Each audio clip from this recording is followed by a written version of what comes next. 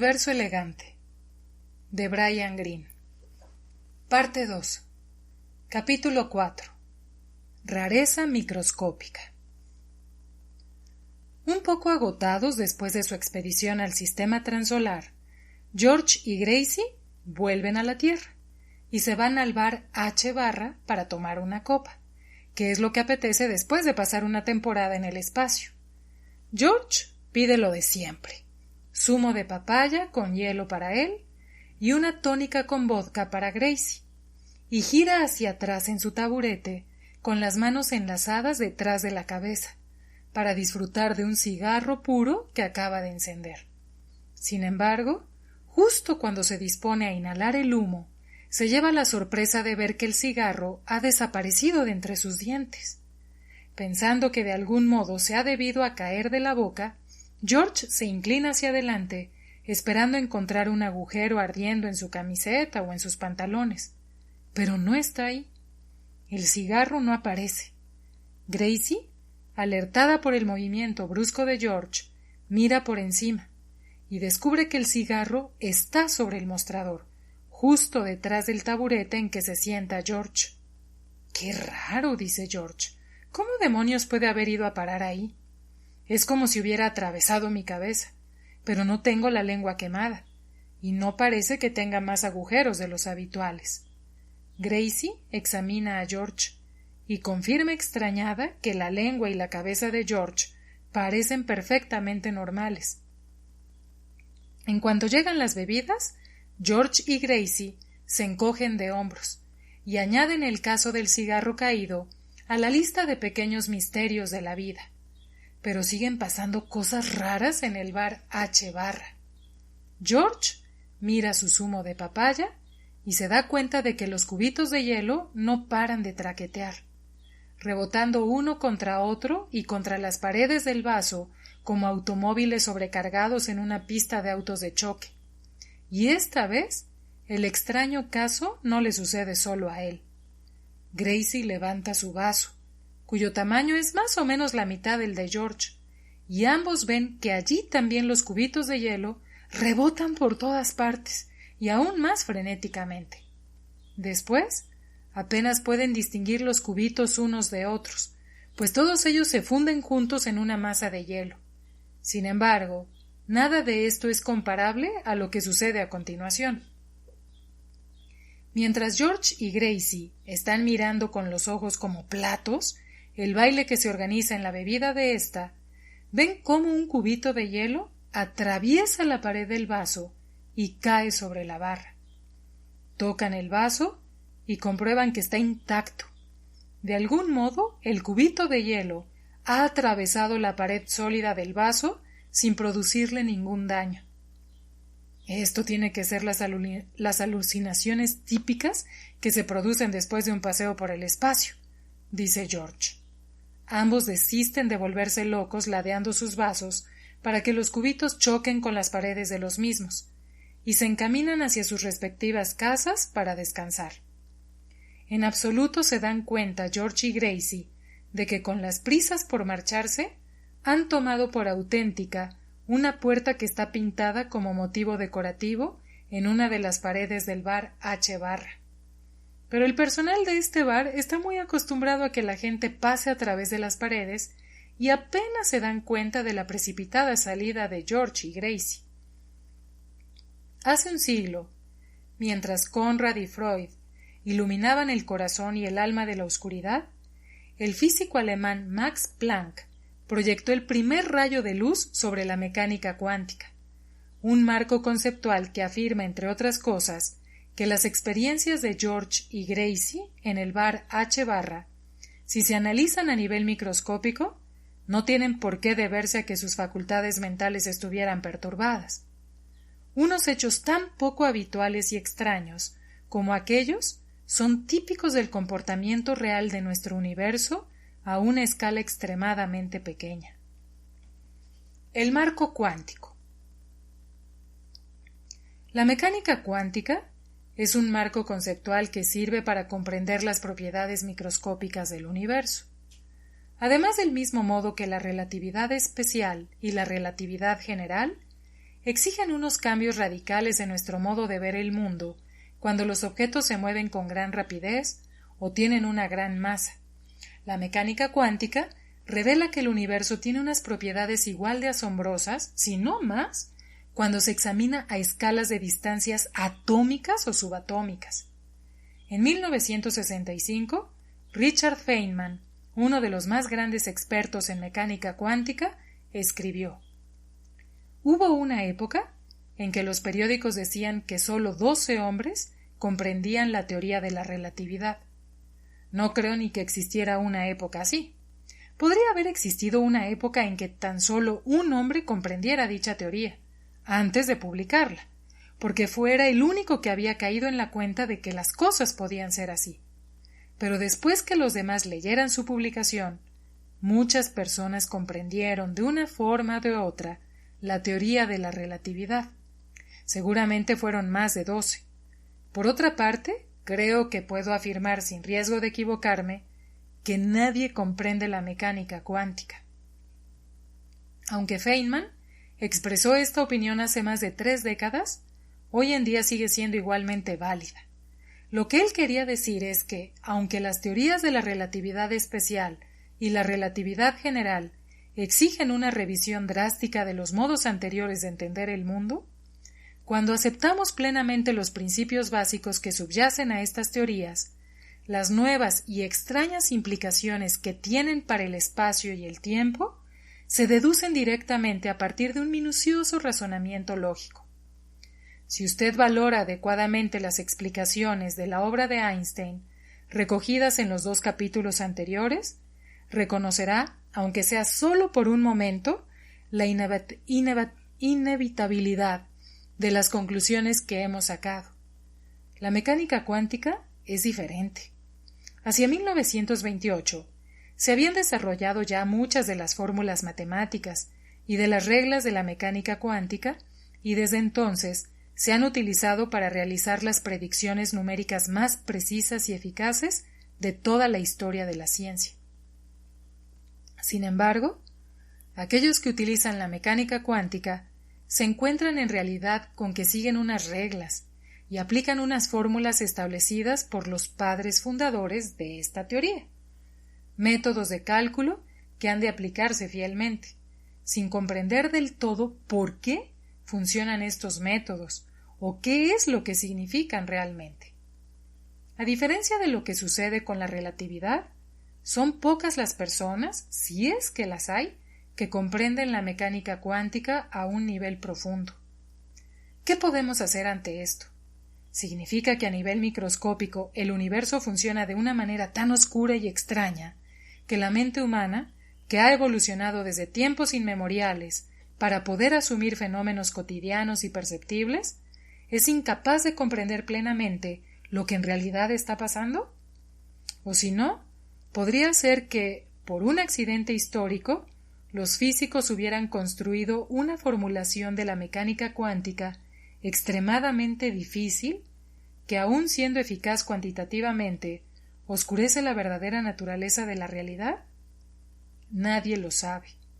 Puede que en el futuro alguna persona inteligente tenga la clarividencia de encontrar una nueva formulación que aclare completamente el porqué y el qué de los distintos aspectos de la mecánica cuántica.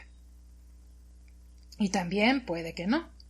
Lo único que sabemos con certeza es que la mecánica cuántica nos muestra de una manera absoluta e inequívoca que ciertos conceptos básicos esenciales para nuestro conocimiento del entorno cotidiano no tienen sentido cuando nuestro centro de interés se reduce al ámbito de lo microscópico. En consecuencia, debemos modificar significativamente tanto nuestro lenguaje como nuestro modo de razonar cuando intentemos comprender y explicar el universo a escalas atómicas y subatómicas. En las secciones siguientes desarrollaremos los aspectos básicos de este lenguaje y detallaremos algunas de las sorpresas importantes que trae consigo. Si durante este proceso le parece a usted que la mecánica cuántica es en conjunto extraña o incluso absurda, tenga en cuenta siempre 2 cosas. En primer lugar, Más allá del hecho de que es una teoría matemáticamente coherente, la única razón por la que creemos en la mecánica cuántica es que proporciona predicciones que se han verificado y resultan de una exactitud asombrosa. Si alguien le da a usted una enorme cantidad de detalles íntimos de su infancia pormenorizando de una manera impresionante, es difícil no creerle cuando afirma ser aquel hermano suyo desaparecido hace mucho tiempo. En segundo lugar, no será usted el único que reacciona de esa manera ante la mecánica cuántica. Es un punto de vista que han mantenido en mayor o menor medida algunos de los físicos más reverenciados de todos los tiempos.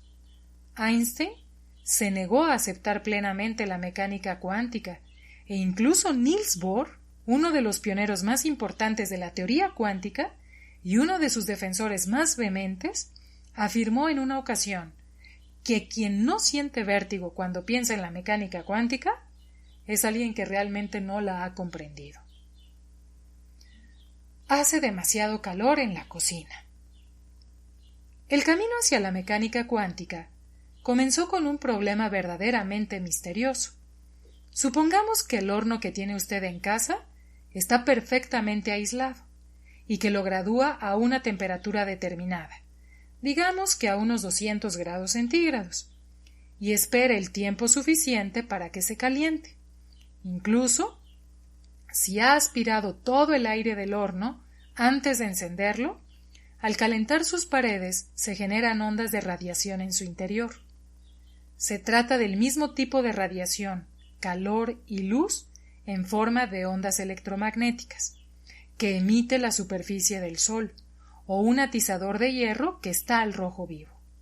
Aquí es donde se plantea el problema. Las ondas electromagnéticas transportan energía. Por ejemplo, la vida en nuestro planeta depende totalmente de la energía transmitida desde el Sol a la Tierra mediante ondas electromagnéticas. Al comienzo del siglo XX, unos físicos calcularon la energía total transportada por la radiación electromagnética en el interior de un horno a una temperatura determinada. Utilizando procedimientos de cálculo bien definidos, consiguieron una respuesta ridícula. Para cualquier temperatura seleccionada, la energía total en el interior del horno es infinita. Cualquiera podía ver que esto no tenía sentido. Un horno caliente puede contener una cantidad importante de energía, pero desde luego no una cantidad infinita. Para comprender la solución propuesta por Planck, merece la pena examinar el problema con un poco más de detalle. Resulta que cuando la teoría electromagnética de Maxwell se aplica a la radiación del interior de un horno, dicha teoría muestra que las ondas generadas por las paredes calientes deben tener un número entero de picos y senos que encaje perfectamente entre superficies opuestas. En la figura 4.1 se muestran algunos ejemplos. Figura 4.1. La teoría de Maxwell nos dice que las ondas de radiación que se producen en un horno tienen un número entero de picos y senos. Estas ondas realizan ciclos ondulatorios completos. Los físicos utilizan tres términos para describir estas ondas: longitud de onda, frecuencia y amplitud. La longitud de onda es la distancia entre dos picos sucesivos o entre dos senos sucesivos, como se puede ver en la figura 4.2. Figura 4.2. La longitud de onda es la distancia entre dos picos o dos senos consecutivos de una onda. La amplitud es la altura o la profundidad máxima de la onda. La existencia de más picos y senos significa una longitud de onda más corta, ya que todos ellos han de estar encajados entre las paredes fijas del horno. La frecuencia se refiere al número de ciclos de oscilación completos hacia arriba y hacia abajo que una onda realiza cada segundo. Sucede que la frecuencia está determinada por la longitud de onda y viceversa. Longitudes de onda más largas implican frecuencias más bajas. Longitudes de onda más cortas implican frecuencias más altas. Para ver el porqué de esto, pensemos en lo que sucede cuando se generan ondas agitando una cuerda larga que está atada por un extremo. Para generar una longitud de onda que sea larga, agitamos un extremo pausadamente hacia arriba y hacia abajo. La frecuencia de las ondas se corresponde con el número de ciclos por segundo que realiza el brazo y es por lo tanto bastante bajo. Sin embargo, para generar longitudes de onda cortas hay que agitar el brazo más frenéticamente, más frecuentemente, por decirlo así, y esto produce ondas de frecuencia más alta. Finalmente, los físicos utilizan el término amplitud para indicar la máxima altura o profundidad de una onda, como también se ilustra en la figura 4.2. En el caso de que a usted le parezca que las ondas electromagnéticas son un poco abstractas, otro buen ejemplo para tener en cuenta son las ondas que se producen al pulsar una cuerda de violín. Las diferentes frecuencias de las mismas se corresponden con diferentes notas musicales. Cuanto más alta es la frecuencia, más alta es también la nota. La amplitud de una onda para una cuerda de violín es determinada por la fuerza con que se pulse dicha cuerda. Una pulsación más fuerte significa que se pone más energía en la perturbación que transmite la onda. Por lo tanto, más energía supone una mayor amplitud. Esto se puede oír ya que el tono resultante suena con mayor volumen. De manera similar, menos energía supone una amplitud menor y un volumen de sonido más bajo. Utilizando la termodinámica del siglo XIX, los físicos pudieron determinar cuánta energía suministrarían las paredes calientes del horno a las ondas electromagnéticas de cada una de las longitudes de onda posibles, es decir, con cuánta fuerza pulsaría cada onda las paredes del horno. El resultado que obtuvieron es sencillo de enunciar. Cada una de las ondas posibles, a despecho de su longitud de onda, lleva la misma cantidad de energía, con la cantidad exacta que determina la temperatura del horno. En otras palabras, todas las pautas posibles de ondas que produce el horno están en un pie de igualdad absoluta por lo que respecta a la cantidad de energía que contienen. Al principio, este parece un resultado interesante, aunque intrascendente, pero no lo es. Representa el ocaso de lo que se ha dado en llamar física clásica. La razón es la siguiente. Aunque se ha de cumplir el requisito de que todas las ondas tengan un número entero de picos y senos, dentro de la enorme variedad de pautas concebibles para las ondas que se producen en el horno, hay todavía un número infinito de otras que también son posibles, las que tienen aún más picos y senos.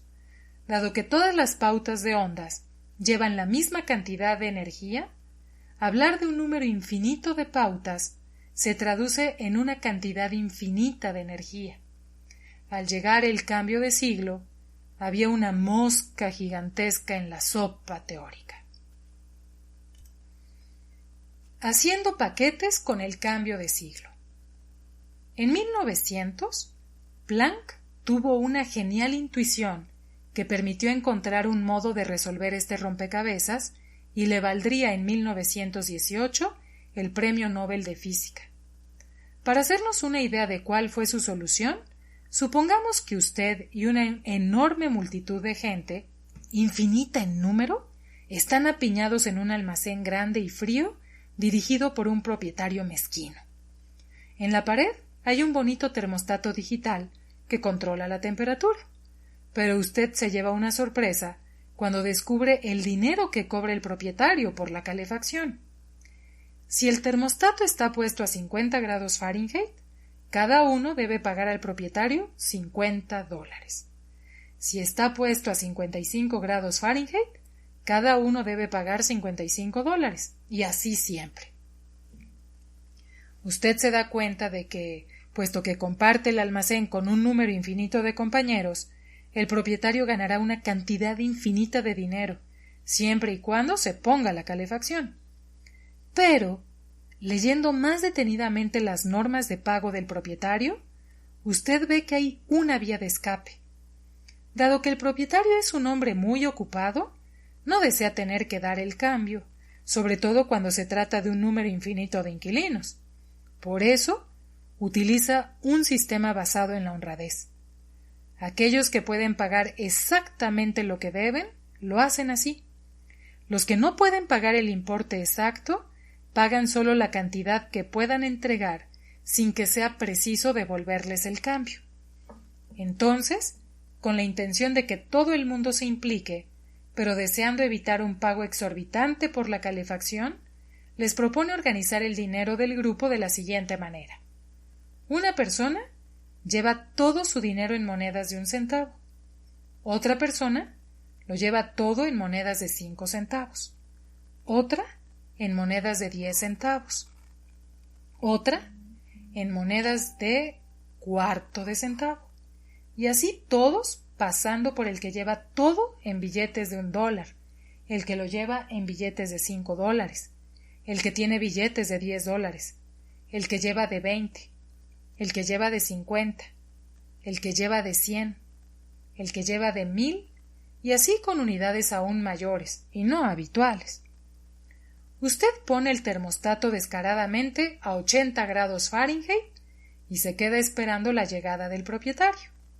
Cuando llega, la persona que lleva monedas de 1 centavo paga en primer lugar entregando 8,000 monedas.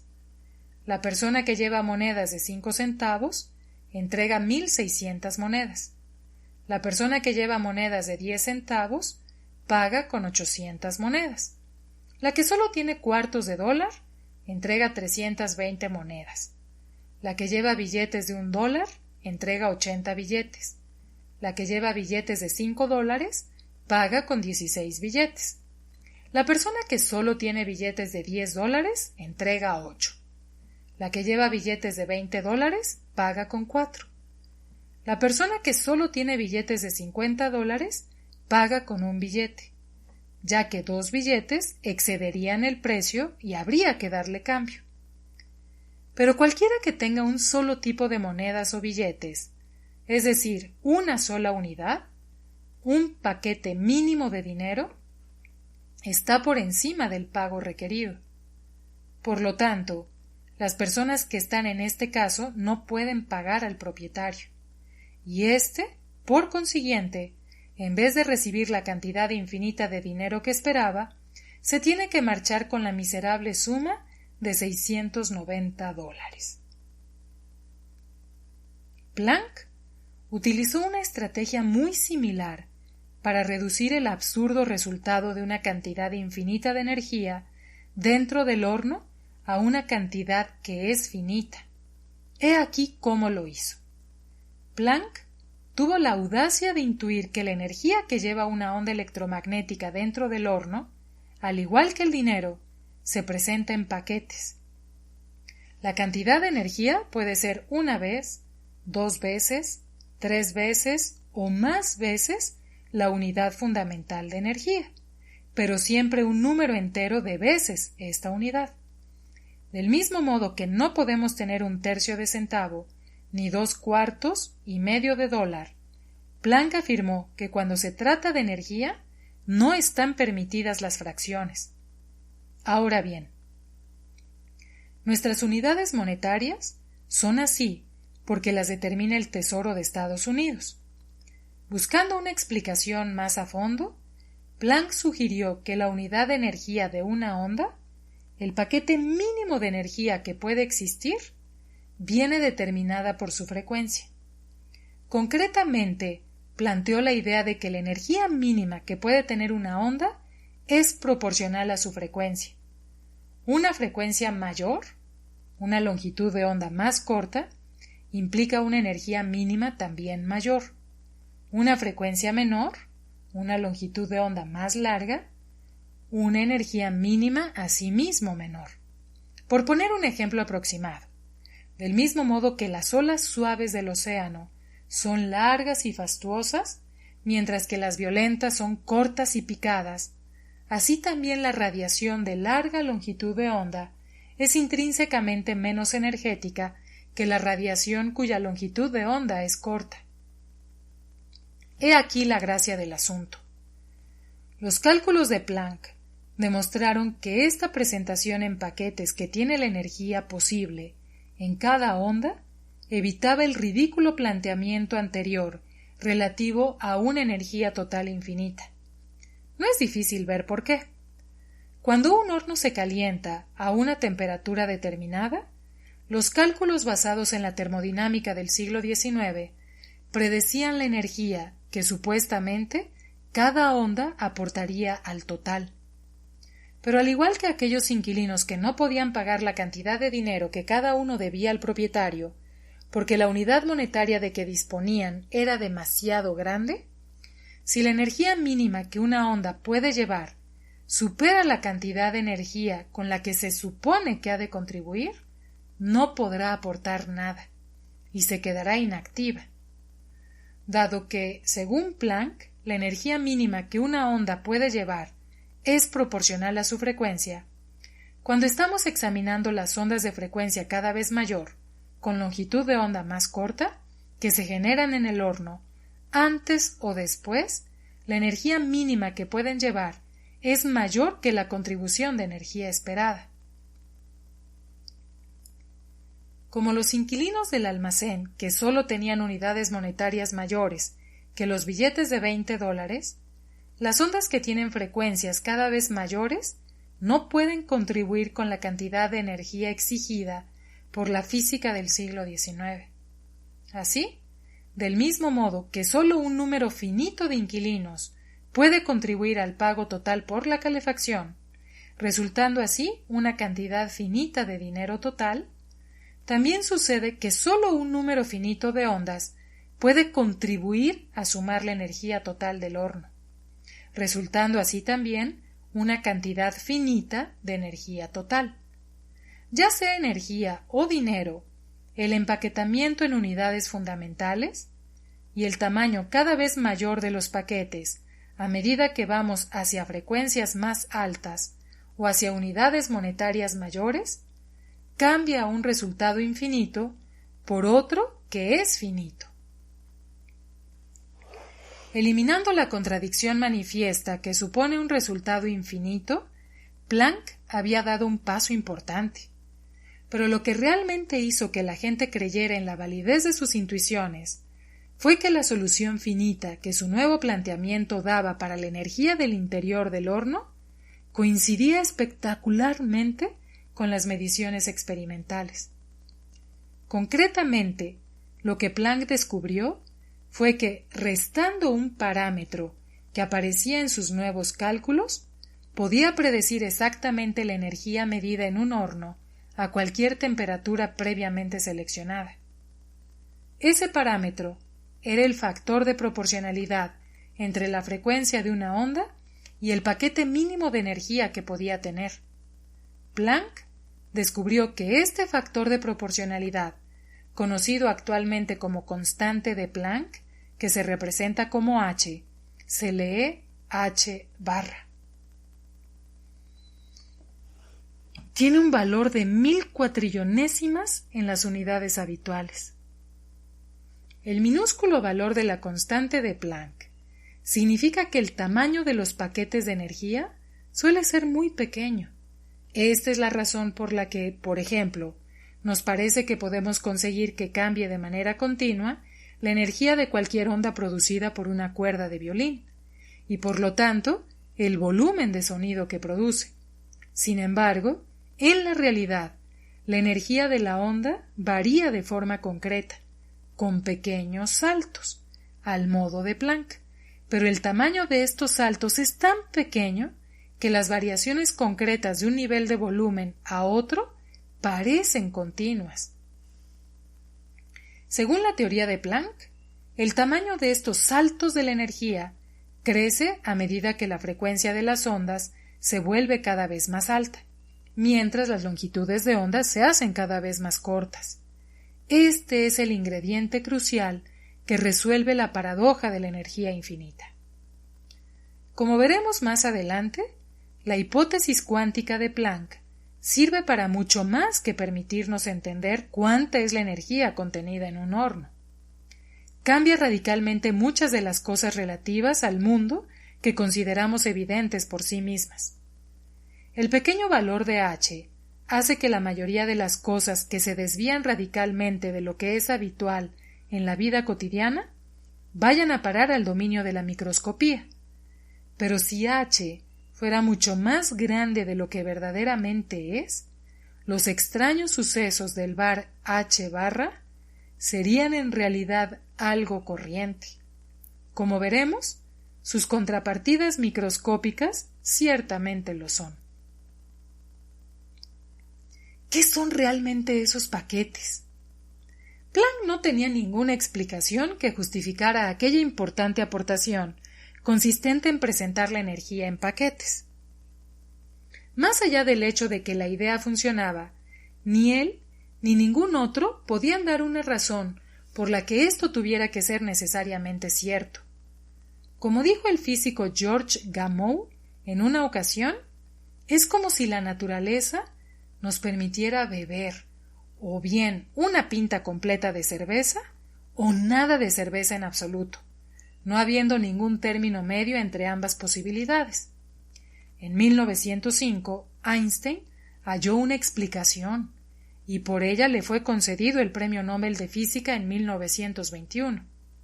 Einstein halló esta explicación dándole vueltas a algo llamado el efecto fotoeléctrico. El físico alemán Heinrich Hertz, en 1887, fue el primero en descubrir que cuando la radiación electromagnética, la luz, ilumina ciertos metales, estos emiten electrones. Esto no es en sí mismo especialmente sorprendente. Los metales tienen la propiedad de que algunos de sus electrones solo están ligeramente vinculados al interior de los átomos, que es la razón por la cual los metales son tan buenos conductores de la electricidad. Cuando la luz choca con una superficie metálica, cede a ésta su energía, como lo hace cuando choca con nuestra piel, haciendo que la sintamos más caliente. Esta energía transferida puede producir una agitación en los electrones del metal, y algunos de estos, al no estar más que débilmente ligados a los átomos, pueden ser impulsados a salir de la superficie. Sin embargo, las extrañas características del efecto fotoeléctrico se ponen de manifiesto cuando se estudian con más detalle algunas de las propiedades de los electrones emitidos. A primera vista, se podría pensar que cuando la intensidad de la luz, su brillo, aumenta, la velocidad de los electrones emitidos también aumentará, ya que la onda electromagnética de choque adquiere más energía. Pero esto no sucede. En cambio, el número de electrones emitidos aumenta, pero su velocidad permanece igual. Por otro lado, se ha observado experimentalmente que la velocidad de los electrones emitidos sí que aumenta cuando aumenta la frecuencia de la luz que choca contra la superficie, y lo que es equivalente, la velocidad de los electrones disminuye si disminuye la frecuencia de la luz. Para las ondas electromagnéticas correspondientes a la parte visible del espectro, un aumento de la frecuencia supone un cambio en el color desde el rojo al naranja, al amarillo, al verde, al azul, al índigo y finalmente al violeta. Las frecuencias más altas que la del violeta no son visibles y corresponden a los rayos ultravioleta y posteriormente a los rayos X. Las frecuencias que son más bajas que la del rojo tampoco son visibles y corresponden a los rayos infrarrojos.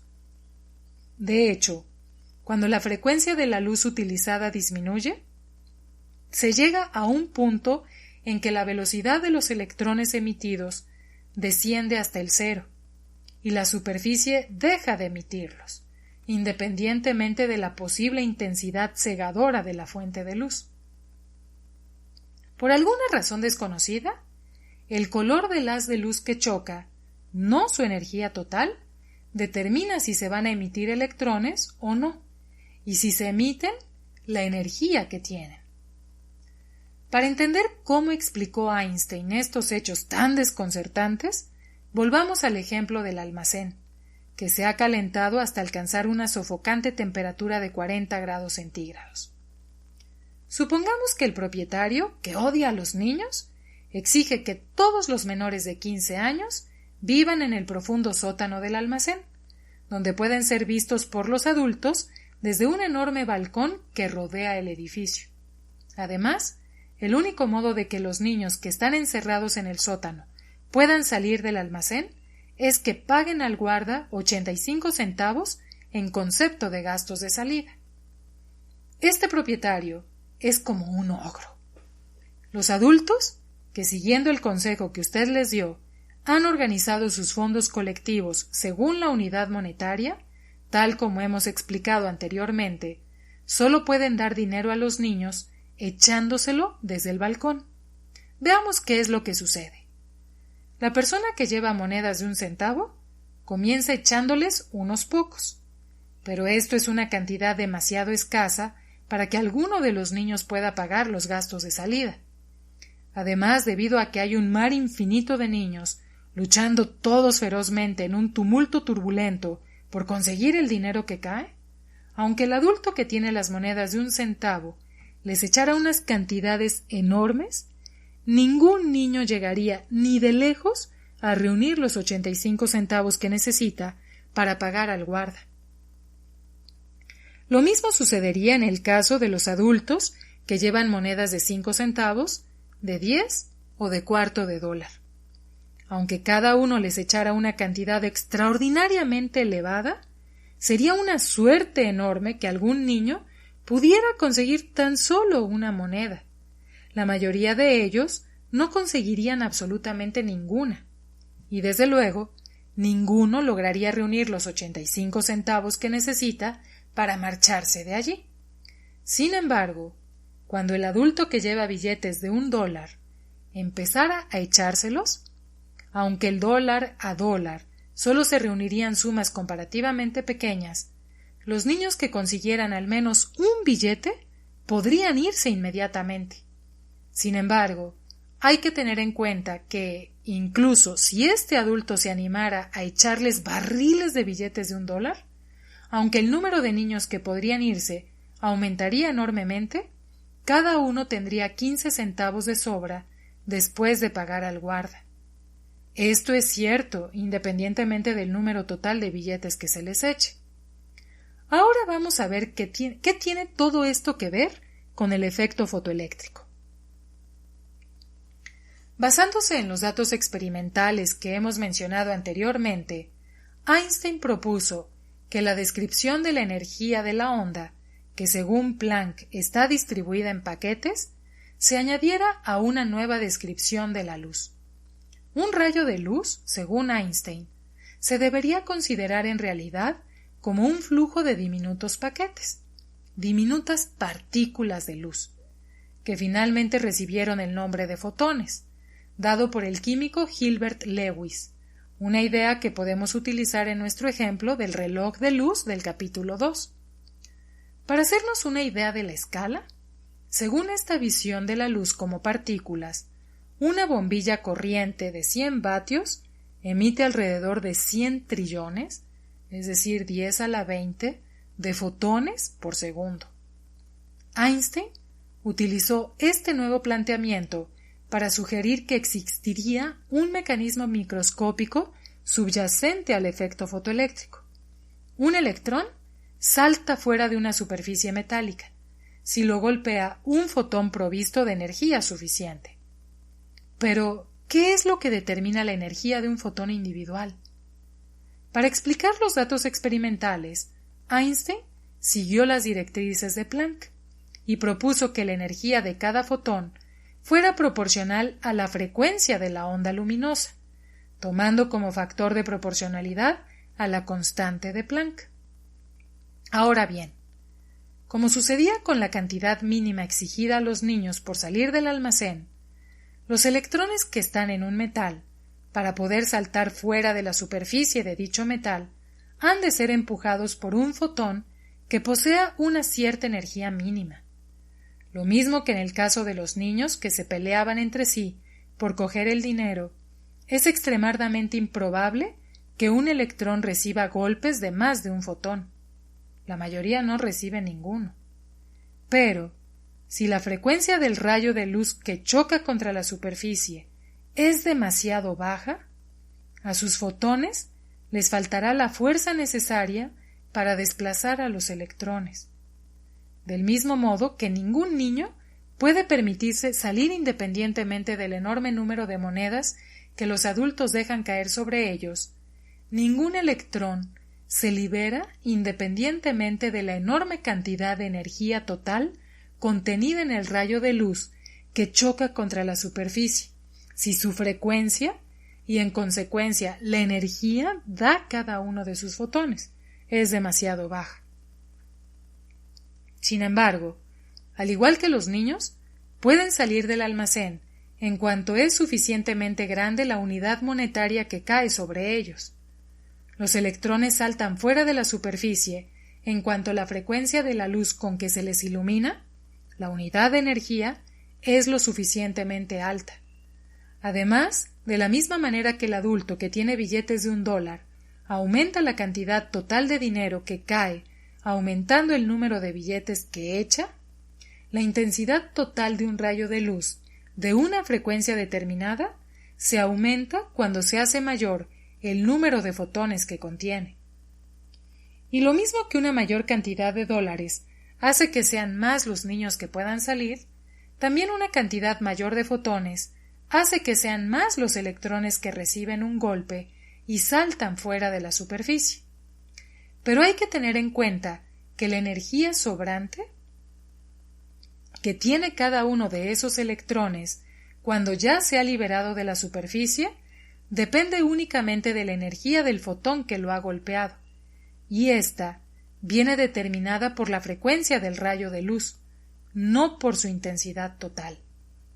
Del mismo modo que los niños salen del sótano con 15 centavos que les han sobrado, independientemente de cuántos billetes de $1 les hayan echado, cada electrón abandona la superficie con la misma energía y por lo tanto la misma velocidad, independientemente de la intensidad total de la luz de choque. Si la cantidad total de dinero es mayor, esto significa sencillamente que son más los niños que pueden irse. Si la energía total del rayo de luz es mayor, lo que esto quiere decir es que hay más electrones que se liberan. Si queremos que los niños se vayan del sótano con más dinero, debemos hacer que sea mayor la unidad monetaria que se les echa. Si queremos que los electrones salgan de la superficie a mayor velocidad, debemos aumentar la frecuencia del rayo de luz que choca contra la superficie. Es decir, hemos de aumentar la unidad de energía que llevan los fotones con los que iluminamos la superficie del metal. Esto coincide exactamente con los datos experimentales. La frecuencia de luz, su color, determina la velocidad de los electrones emitidos. La intensidad total de la luz determina el número de electrones emitidos. Así, Einstein demostró que la intuición de Planck con respecto a la energía en paquetes refleja realmente una característica fundamental de las ondas electromagnéticas. Están formadas por partículas, los fotones, que son pequeños paquetes o cuantos de luz. El hecho de que la energía contenida en estas ondas esté distribuida en paquetes viene dado por el que de dichas ondas, a su vez, estén formadas por paquetes. El planteamiento de Einstein representaba un gran avance. Sin embargo, como veremos ahora, esta historia no es tan sencilla, ni clara como podría parecer.